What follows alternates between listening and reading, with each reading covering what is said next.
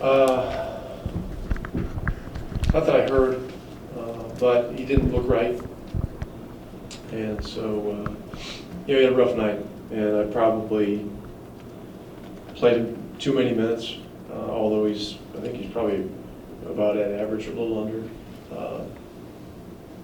But look, tough nights happen, so we just got to learn from it, get better, get ready for Denver, another good team.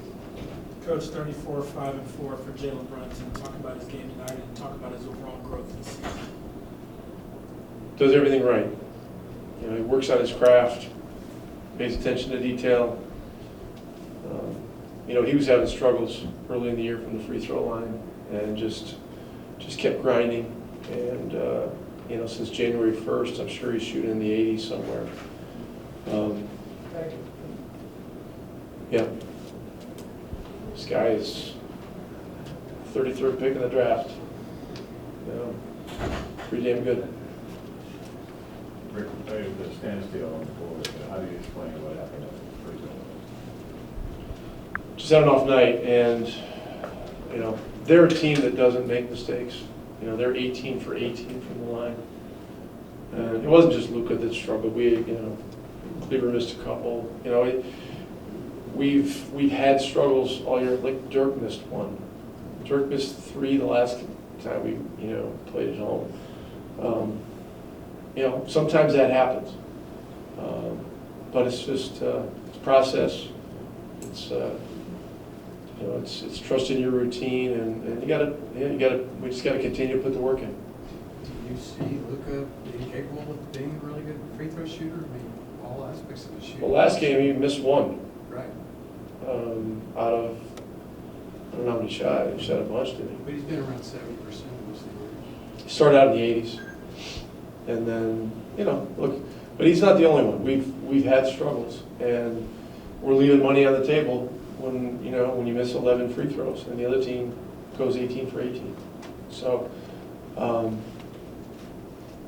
it's got to be an area of continued emphasis, and it will be. Within a game, is it a real thing that sometimes just missed free throws get to your head and it's just inside your head at that point? If you trust the process, the thought of the result should never enter your mind. And this game is all about process. And so we've got to, we work a lot on this. We got to continue to do it. This was a particularly ugly game at the free throw line, but we're better than this, and we'll do better. Rick, you talked a lot about all the responsibilities that Luka has on his plate at such a young age. Are you concerned at all about the mental toll that the losing and the frustration might take on him? No, we're at a point here where we're not going to overplay him. There was no minutes restriction tonight. But this is a great opportunity to see what, NBA star level responsibility is all about. And, I've been talking to him about this consistently since before the All-Star break. And so, hey, we'll keep moving forward. I don't know how many games are left. I'm not counting. But I do know there were some positives in this game. We gotta not forget about those. You gotta see things how they are, not worse than they are. The fact that we were even with them on the boards is a pretty good sign, because the boards have been a problem for us. So, hey, we practice tomorrow. Work to get better. Get on the plane, and we'll see if we can land in Denver. All the snow there. Back to Brunson. Where do you think he'd be drafted?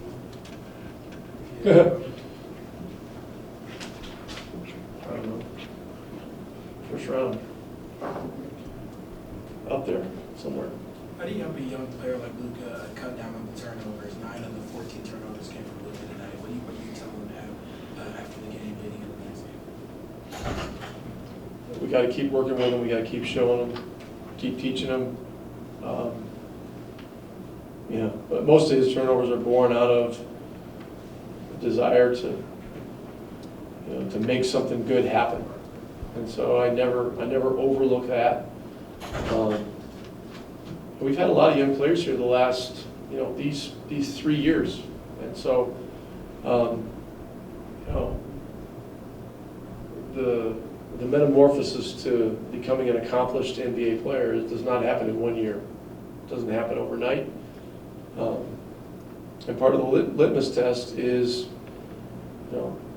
getting to this point where there is some fatigue. There's a string of difficult games that feel unrelenting at times, but that's why you have a team. Everybody's got to stick together, keep pulling the rope in the same direction, stay positive, and be truthful about the things that need to be corrected. Coach, can you talk about Jalen Brunson's development and how it compares to those of previous players in the past? Previous players from the past when? From the past 3 years. On our team? Yes, sir. Look, we love him. We love him. And he's probably grown more than any player on our roster. If you go back to the summer league in July, and if you'd seen him play then and you saw him play tonight, you'd say, wow. There's a guy that has really learned a lot. He's done all the work. He's developed his body. He's faster and quicker. He thinks faster and quicker. And he's adapted his game to today's game, with the spacing and the driving. So, we're proud of him, very proud of him. He's a winner all the way, and I see him continuing to get better. And is it too early to look towards next year? What can you guys expect once KP returns? You have Luka, you have Jalen. I have those thoughts all the time. But, that's not where we are. KP's doing very well. I watched him play a live 3-on-3 game this morning and do a lot of spectacular things and a lot of simple things with a great degree of specialization. And so it's the prospect of him being with us on the court is extremely exciting. And but it's we're not there yet. But he's ramping it up, and he'll be practicing with us sometime soon. And I like everything I see in him. I like the disposition. I like the mental approach. I like the attention to detail. I like the seriousness. I like the detailed approach to developing his craft and skill.